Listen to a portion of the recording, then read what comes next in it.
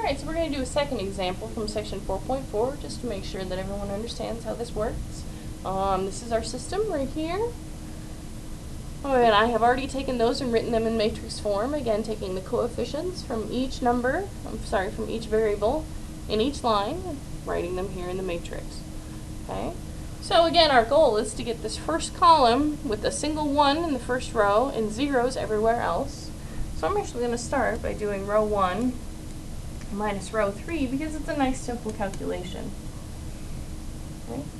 So if I do, again, row 1 will stay unchanged because that one is first in our row operations.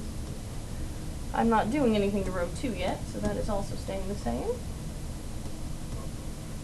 Okay, and row 3, row 1 minus row 3, we've got 1 minus 1 for the first spot, so that's 0. 2 minus a negative 1, which gives us a positive 3. 3 minus 2, which is 1. Negative 2 minus 6, which gives us a negative 8. Okay. Right, so then my next step, I'm going to do 2 times row 1 minus row 2.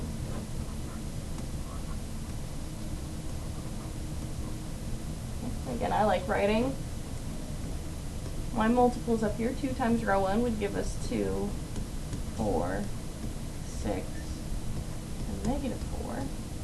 So it makes my subtraction a little easier. So my new equation, my new matrix, will be, again, row 1 actually is staying unchanged from one matrix to the next. Row 2 is the one we are doing the operation on, therefore that is the one that will change. So we've got 2 minus 2, which is 0. 4 minus 4, which is 0. 6 minus 6, which is 0. Negative 4 minus 5, which is a positive 1. Aha! I'll go ahead and fill out row 3 here. But row 2 has shown us that we have run into a problem. If we look at this, what that line is essentially telling us is that 0x plus 0y plus 0z is equal to 1 somehow, which is just not possible. Essentially, this statement is saying 0 is equal to 1, which is not true. Therefore, if you ever run into a situation like this where you have zeros for all of your variables, but a 1 or some other number, any number in this solution column, you have run into a contradiction. If you remember from section 4.1,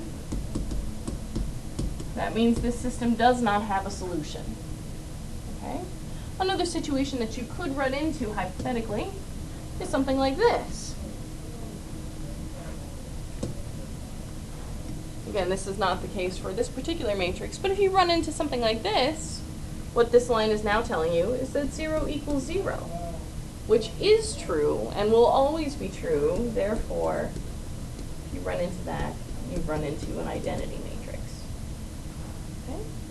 Hopefully this clears up any questions people have, but if you do have more, please don't hesitate to contact me.